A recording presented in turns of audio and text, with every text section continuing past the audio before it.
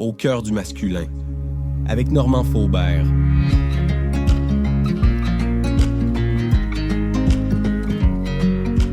Bonjour à tous et bienvenue dans ce nouvel épisode du balado au cœur du masculin. J'ai intitulé cet épisode « La voix féminine, communiquer efficacement en couple ». Aujourd'hui, pour en parler, nous recevons Geneviève Gagné. Geneviève, bienvenue. Bonjour Normand. Hey, c'est vraiment un plaisir de t'avoir avec nous, Geneviève. Avant d'entrer dans le vif du sujet, j'aimerais ça te présenter à nos auditeurs. Passionnée par la croissance personnelle et le bien-être humain depuis plus de 20 ans, Geneviève Gagné a animé des émissions matinales à la radio pendant plus de 15 ans. Aujourd'hui, hypnothérapeute, elle accompagne ceux qui souhaitent mieux se comprendre et évoluer comme personne. Co-animatrice du podcast Pas d'excuses avec Robert Savoie, dans lequel j'ai eu la chance de participer. Elle partage son expertise en hypnothérapie et en communication afin d'aider chacun à mieux s'exprimer et développer des relations qui sont plus authentiques. Ça te correspond, Geneviève?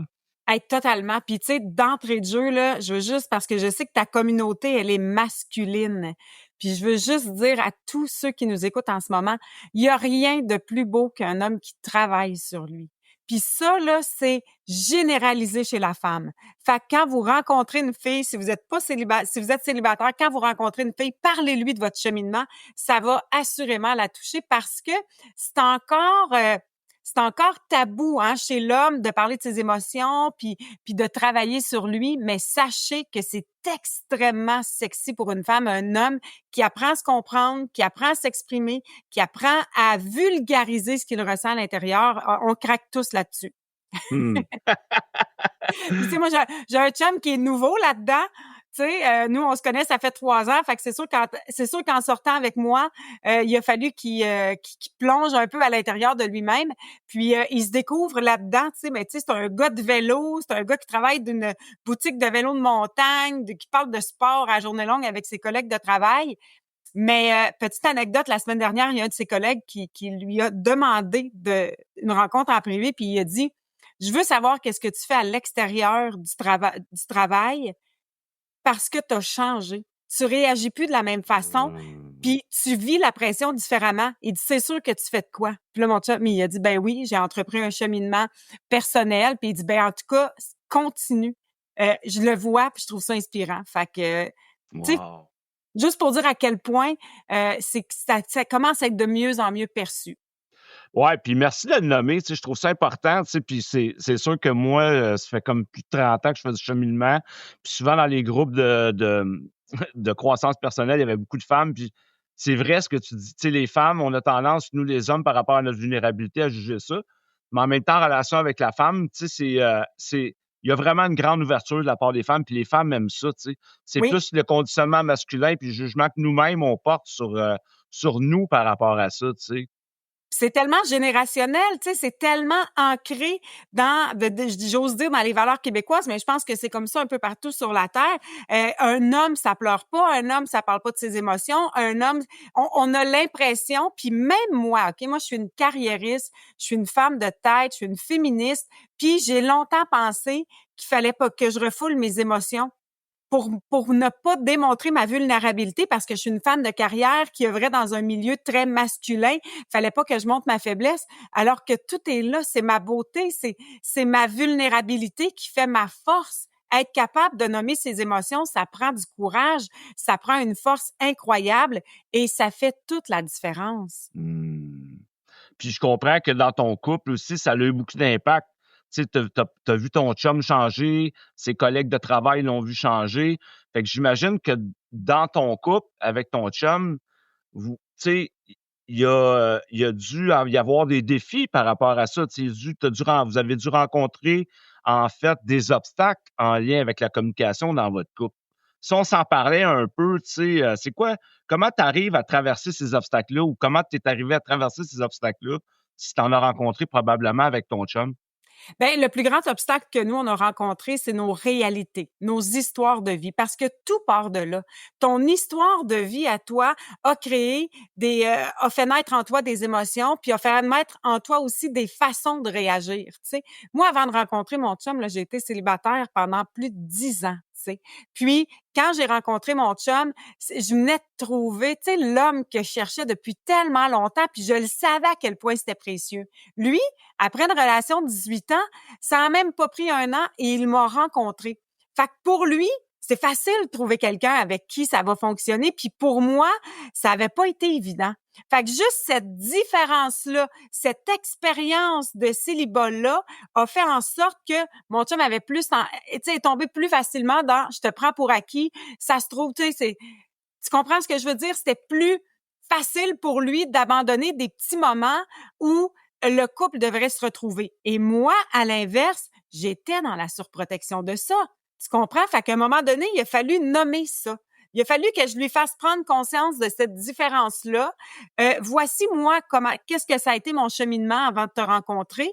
Voici le tien. Ça fait que moi, je suis peut-être un peu dans la surprotection, puis toi, tu es peut-être un petit peu plus facilement dans je te prends pour acquis. Fait que où est-ce qu'on peut se retrouver pour qu'on ait une belle synergie malgré nos histoires de vie qui sont complètement différentes. Et ça, quand j'ai nommé ça, lui, il a pris conscience de l'impact que ça avait eu sur moi ces années-là à la recherche de l'homme avec qui je vais pouvoir bâtir quelque chose. Et lui aussi de dire, OK, parfait, ça a été tellement rapide pour moi de te rencontrer, puis je suis tombée en amour presque tout de suite quand je t'ai rencontré. Je pensais que c'était quelque chose de facile, mais non, c'est pas comme ça que ça fonctionne, tu sais. Fait que de prendre conscience de son histoire de vie versus la mienne, ça a été ce qui nous permet aujourd'hui de comprendre, ses réactions et lui aussi de comprendre les miennes, tu sais. Fait que des fois, il est comme ma blonde, tu m'as trouvé, là. Tu peux te calmer un petit peu, là, tu sais. On n'a pas besoin de faire des soupers aux chandelles tous les vendredis soirs, tu sais. Fait que c'est juste de comprendre le cheminement de un versus celui de l'autre. Et ça fait toute la différence. Comment tu as été élevé? Comment est-ce qu'on t'a parlé dans ta jeunesse? Quelle relation avaient tes parents? Tu sais, est-ce que tu avais des parents qui très colériques, qui manquaient de respect un envers l'autre? Mais si c'est ça à quoi tu as été exposé toute ta vie, ça se peut que tu reproduises ce schéma-là dans ta vie à toi personnelle, tu sais. Prends-en conscience, puis nomme-le. « Hey, je m'excuse, mes paroles dépassent parfois ma pensée, mais c'est ça à quoi j'ai été exposée. » Puis aujourd'hui, je réalise que c'est pas une façon de discuter, mais je vais peut-être avoir besoin de 2, 3 prises avant de vraiment intégrer cette nouvelle façon-là plus respectueuse parce que c'est tellement ancré en moi, tu sais, fait que c'est juste de comprendre. Moi, là, je dis toujours, quand vous rencontrez quelqu'un, parlez-vous honnêtement, racontez-vous vos histoires, la façon dont vous avez été élevé, quel a été votre cheminement amoureux avant d'en arriver à cette rencontre-là, tu sais. On veut pas souvent entendre parler du passé de l'autre, mais il y a un impact sur sa façon d'agir puis de réagir aujourd'hui. Et ça, c'est important de le comprendre. Ben, en fait, oui. Puis quand je t'écoute parler, tu sais, Geneviève, ce que j'entends là-dedans, c'est le rapport aux différences. Tu sais, on arrive avec notre histoire de vie, notre bagage, notre histoire. Tu sais, la différence puis les blessures émotionnelles, les zones de sensibilité qui se sont développées dans notre histoire de vie. Comment c'est important d'en tenir compte, tu sais, parce que ça va nous rattraper dans notre réalité de couple à un moment donné, tu sais. Absolument. Absolument. Des couples, moi j'ai vu des couples qui n'arrivaient pas à communiquer ensemble parce qu'ils jouaient toujours dans les blessures de l'autre. Tu joues dans sa blessure, nomme-le. Hey, là, quand tu fais ça, ça me déclenche. Là, tu touches une zone sensible. Je vais m'en occuper. Merci de me montrer que j'ai besoin de m'en occuper. Je vais aller m'en occuper. Je vais trouver quelqu'un pour aller travailler ce volet-là de moi. Mais il faut que tu prennes conscience que c'est une zone sensible pour moi pour l'instant. Je vais m'en occuper, mais pour l'instant, c'est sensible. OK. Je te rejette pas, mais j'ai besoin de m'occuper de moi. Oui, exactement. Ben oui, puis moi, je le nomme souvent. Des fois, je vis des situations avec mon chum, puis là, il a le goût d'en parler tout de suite, puis je dis, hey, mon chum, j'ai juste besoin de comprendre qu'est-ce qui se passe à l'intérieur de moi. Là, toutes mes émotions sont mêlées, j'ai juste besoin de trouver une façon de te nommer ce que je ressens puis ce que je vis sans t'attaquer toi, sans tomber dans « c'est de ta faute ». Tu sais, on l'a vécu pas plus tard que cette semaine. Tu sais, il y a une action qui doit poser, il est un peu dans la procrastination, dans l'inaction, puis moi, ce que ça éveillait en moi, c'était de l'insécurité. Fait qu'il a fallu que je prenne le temps de dire, OK, pourquoi ça me touche à ce point-là qui ne s'occupe pas de ce volet-là? Puis là, à un moment donné, j'ai dit, hey, mon chum, ça éveille en moi de l'insécurité. Que tu t'occupes pas de ça, c'est ce que ça fait. Fait que je vais m'occuper de mon insécurité. Mais lui, c'est venu le chercher. Tu comprends? Il a dit, OK, parfait. Tu sais, j'entends ce que tu dis. Je te reçois là-dedans.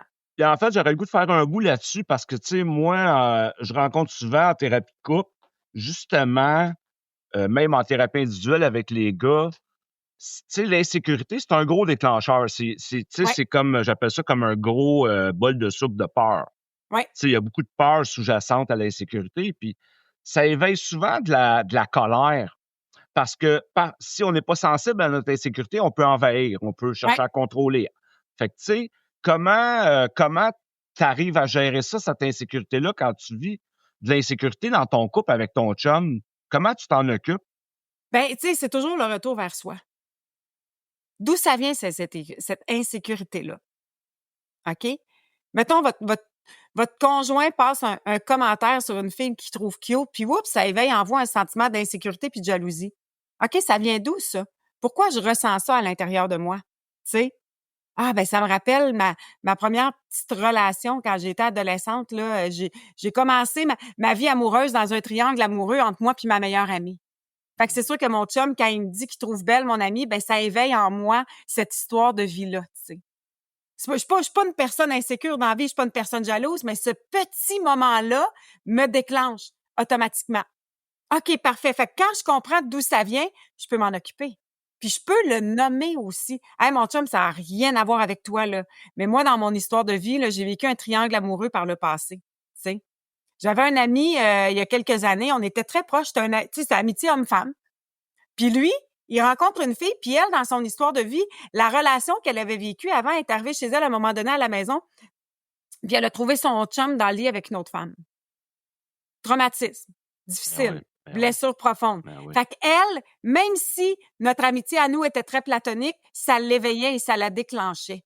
Tu comprends? Ouais. Puis je me souviens d'avoir dit à mon ami, hey, sais-tu quoi? Tu sais, laisse-lui le temps de guérir, laisse-lui le temps de gagner confiance en toi. Notre amitié va survivre au temps. On n'a pas besoin de continuer à se parler à toutes les semaines puis de la déclencher pour, tu sais, tu l'aimes, tu as rencontré une fille qui fait ton bonheur, ben prends le temps de vivre ça avec elle, tu sais.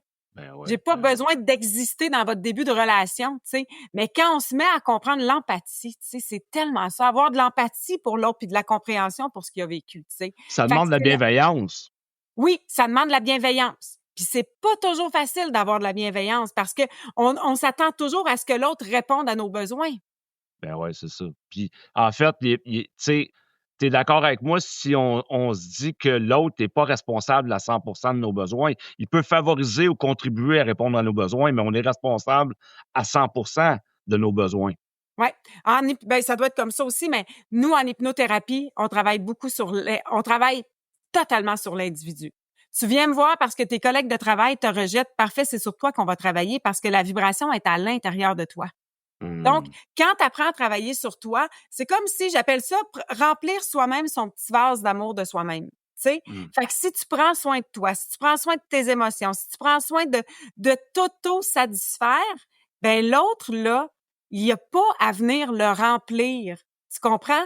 Tu es capable de le gérer toi-même. Puis je pense que c'est ça la force de notre couple. Même si mon chum a eu une courte période de célibat, il a fait ce qu'il avait à faire pour s'occuper de lui-même pendant cette période-là. Puis il a appris à s'auto-aimer, à s'auto-valoriser. Il a appris à s'occuper de son bonheur. Fait que quand on s'est rencontrés, on est deux personnes capables, indépendamment un de l'autre, de s'occuper de notre bonheur. Fait qu'on ne fait qu'ajouter ensemble à ce bonheur-là qui existe déjà. Mmh. La responsabilisation, en fait, c'est le retour à soi, c'est la responsabilité Oui, de s'occuper de ses affaires. exactement. Mais ça, c'est un cheminement. Tu comprends? Tu sais, c'est un cheminement qui se fait avec les années, à force de se comprendre, à force d'aller à l'intérieur de soi, voir pourquoi ça me déclenche. Quand ma blonde, elle se ramasse pas, moi, ça me déclenche, ça m'éveille dans ma colère. De quoi ça jase? Est-ce que ça veut dire que je dois la laisser se traîner? Non. Mais, tu sais, comme ne pas se ramasser? Non. Mais, je vais essayer de comprendre pourquoi moi, ça me déclenche autant. Tu sais, ma Ouais. fille, elle est hyper contrôlante dans une cuisine. Elle adore cuisiner, mais ça prend personne autour d'elle. C'est directement lié avec la séparation que j'ai eue avec son père alors qu'elle avait 1 an et demi. C'est directement lié avec sa blessure d'abandon, ce besoin de contrôle-là. Puis là, je lui dis tout le Mmh. temps, ben règle ça. Ça fait mal à personne, puis ça fait bien l'affaire de son chum qu'elle reste dans la cuisine, puis qu'elle contrôle tout ce qui se passe. Mais j'ai dit, pendant ce temps-là, tu as une blessure à l'intérieur dont tu ne t'occupes pas, tu sais? Fait que c'est ça la grande différence.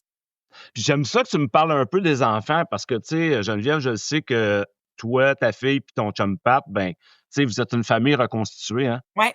Puis j'aimerais ça qu'on en parle un peu parce que, tu sais, je rencontre souvent, puis tu sais, c'est très évoqué dans notre société aujourd'hui, les familles reconstituées, ça fait partie de notre réalité sociétale.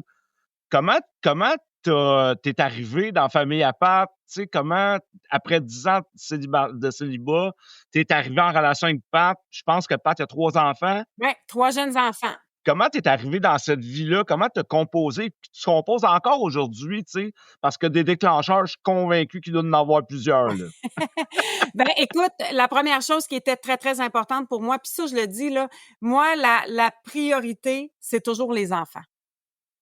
Toujours, toujours les enfants. Tu sais, nous, quand on tombe en amour, là, hey, tu rencontres quelqu'un, il te plaît, tu sais, l'espèce d'illusion de perfection au départ, tu voudrais hurler à tout le monde que tu es en amour, que tu as rencontré la personne. Puis je me souviens que j'ai dû freiner beaucoup la présentation des enfants. J'étais là, c'est tout nouveau, tout beau, on se rencontre, puis on se trouve donc beau, on se trouve donc fin, ça va tellement bien, mais dans 2, 3 mois, 4 mois, on va peut-être se mettre à voir des red flags qui vont un peu nous insécuriser puis qui vont nous questionner sur nos valeurs profondes. Laissons-nous le temps d'être un couple avant d'intégrer les enfants. Et trop souvent, je vois des gens s'empresser d'embarquer les enfants dans la relation. Ce que ça fait, c'est que ça vous prive de votre besoin d'exister comme couple. Tu sais, quand on regarde la façon dont la vie était faite avant, c'est tu rencontrais quelqu'un, tu te mariais avec cette personne-là, tu passais du temps avec elle, puis à un moment donné, il y avait des enfants. Il existait un espace pour le couple avant les enfants. Souvent, quand on est une famille reconstituée, ben là, rapidement, les enfants s'entremêlent là-dedans et on oublie que le couple a besoin d'exister. Tu sais? Mais pour moi, les enfants sont une priorité et ça a toujours été ça.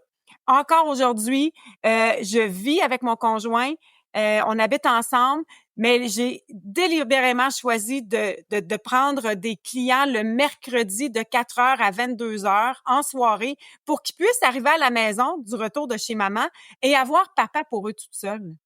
Puis on s'entend super bien, ils m'aiment beaucoup puis ils me cherchent quand je suis pas là, mais ce moment-là, seul avec leur père est différent de quand je suis là.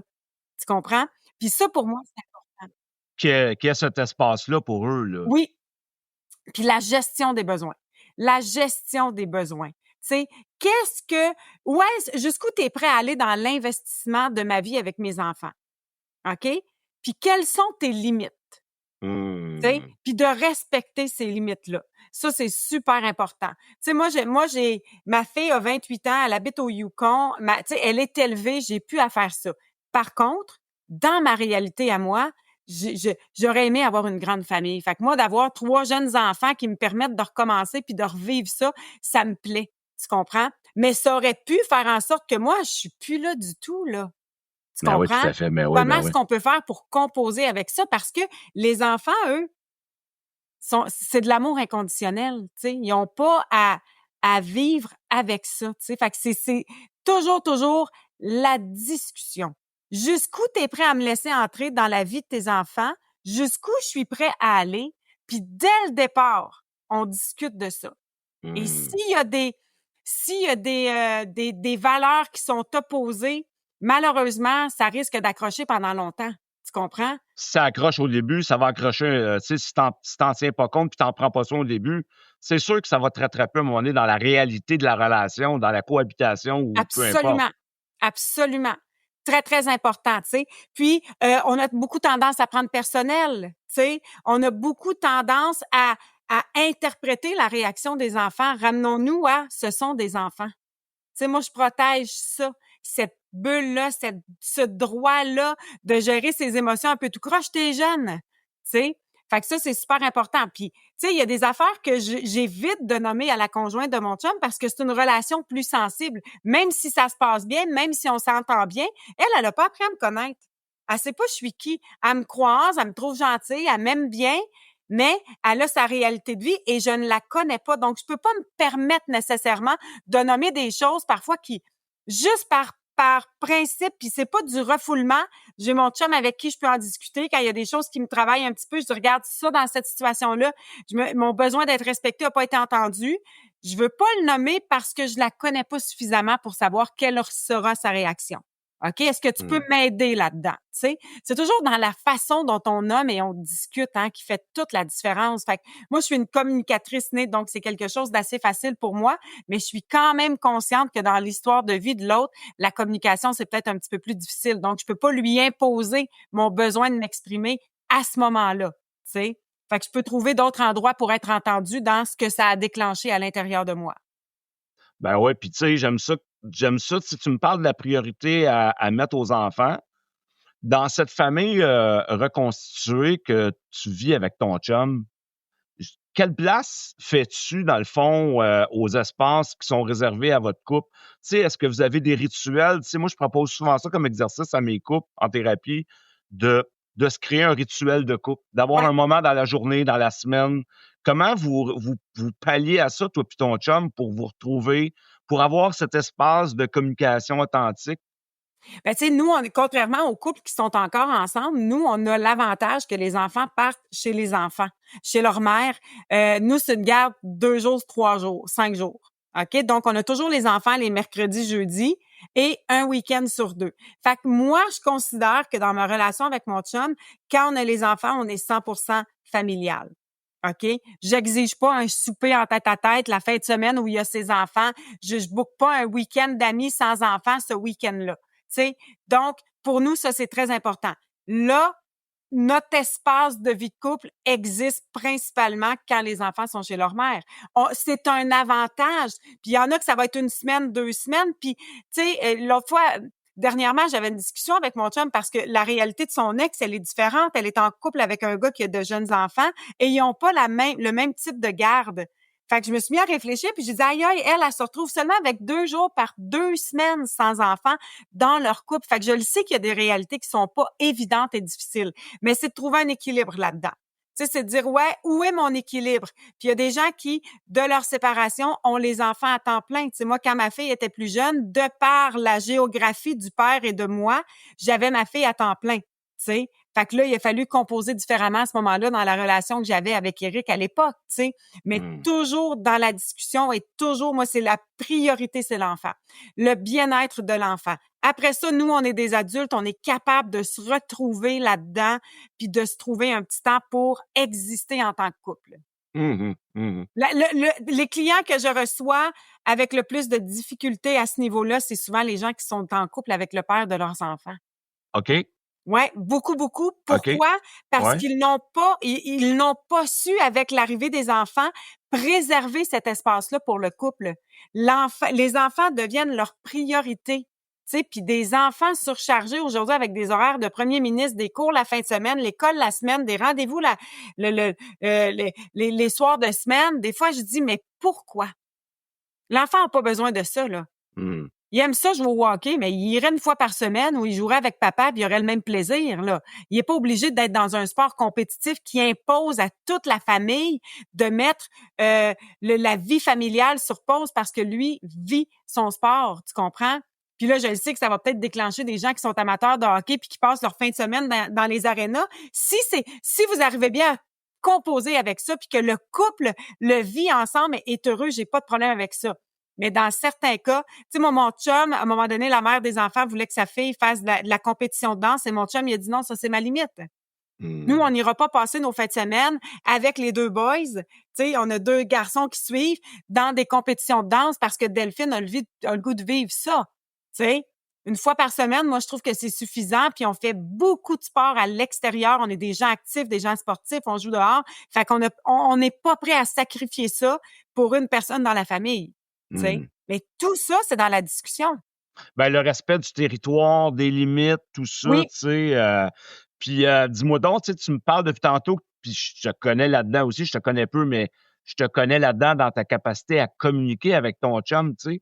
Puis comment t'encourages ton chum dans une communication qui est plus ouverte et plus fluide? Tu sais, en sachant que lui, c'est pas ça a pas été sa force, ou il a développé ça en relation avec toi. Comment toi, t'arrives à encourager ça ou mettre en, tu sais, l'aider à traduire ou parce que, tu sais, la réalité, c'est quoi? C'est que les gars, puis je veux pas généraliser, mais la Ouais. plupart des hommes, c'est plus difficile d'exprimer leurs émotions, montrer leur vulnérabilité. Fait que, tu sais, comment t'es arrivé à accompagner ton chum là-dedans ou encourager ou...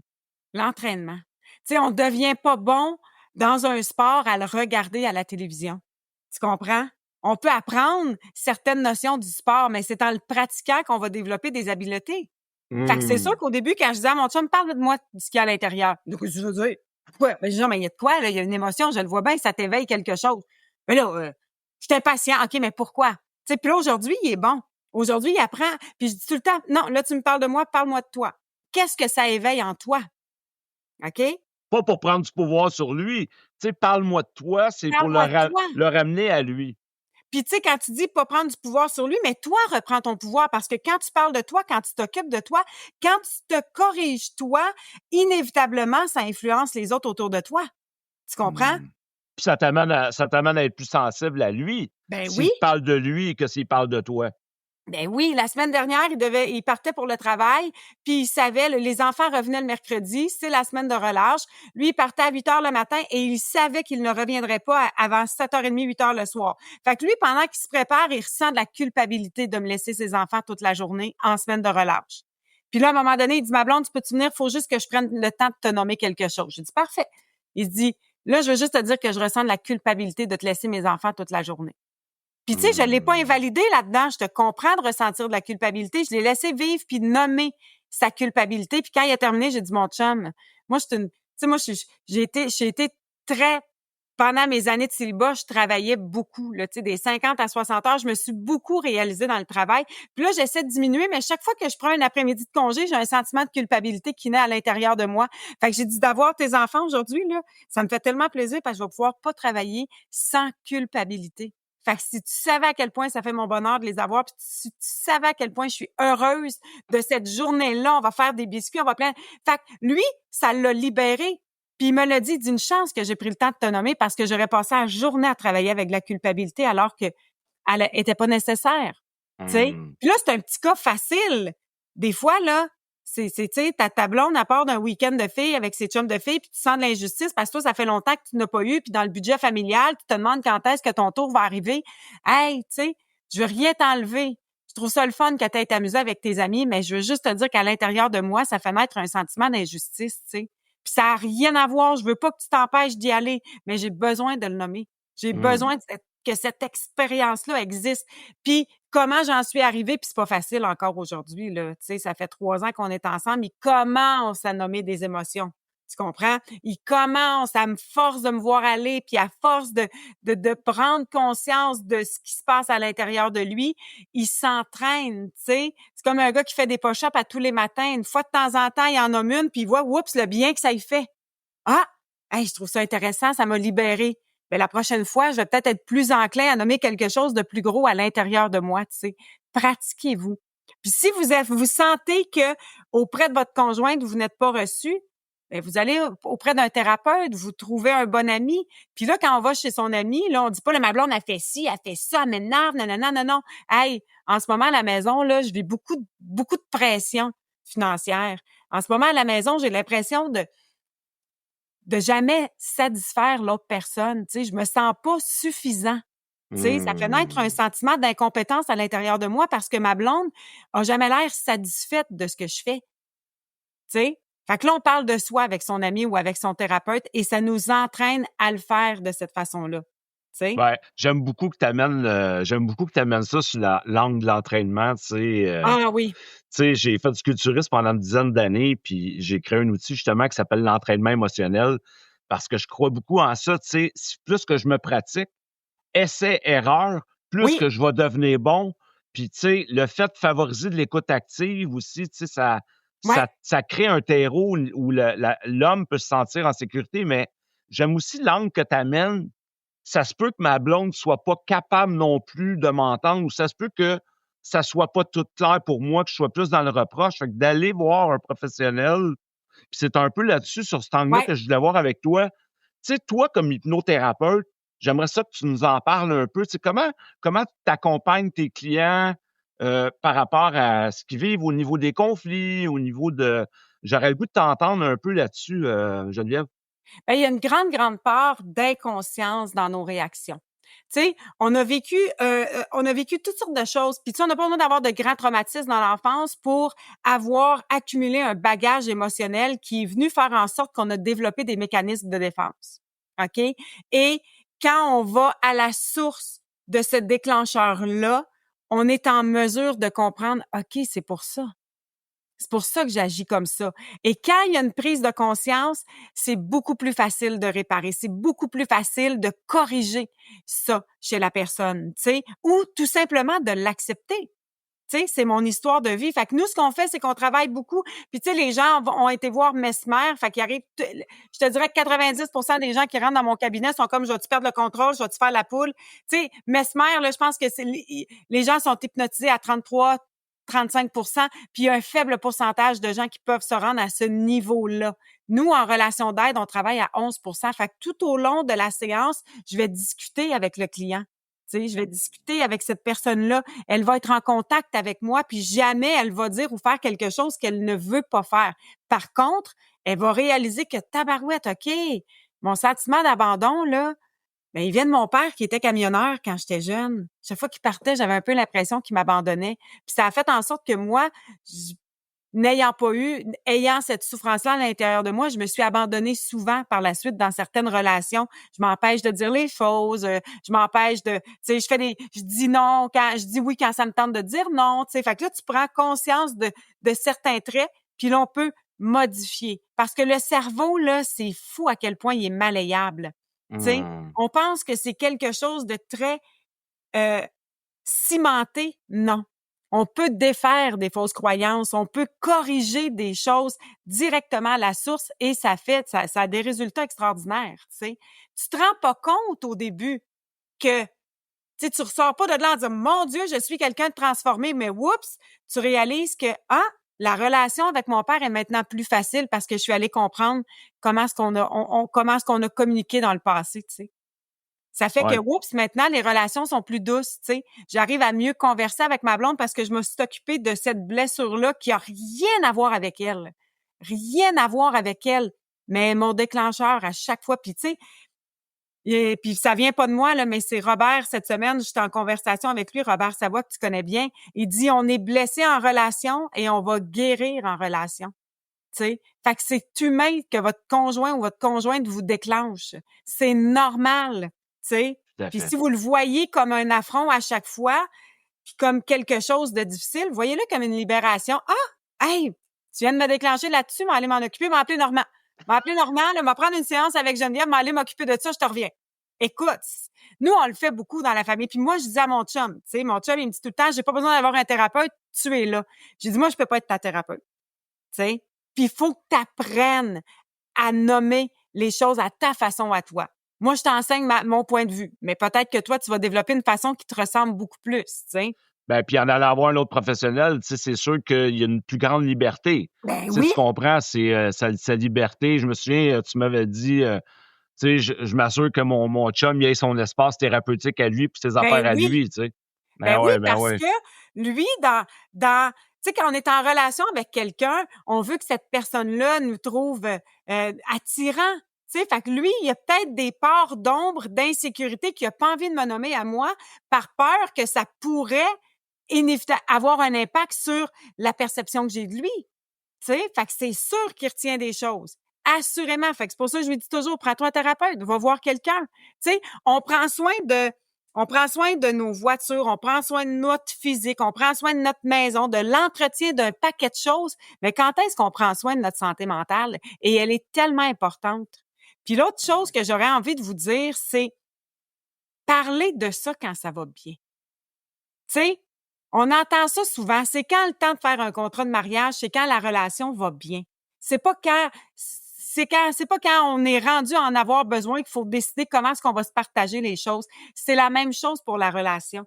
Tu sais, parler de ça va bien, on est ensemble, mais profitez-en pour parler de ce qui peut être inévitablement ou à la longue devenir un potentiel déclencheur qui pourrait envenimer la relation de couple. Ben Tu oui. sais, Ben oui, tout à prenez fait. soin de cet espace-là, tu sais. Mais oui, tout à fait. Puis, tu sais, je dis souvent à mes couples, Geneviève, tu sais, je leur dis, tu sais, c'est pas...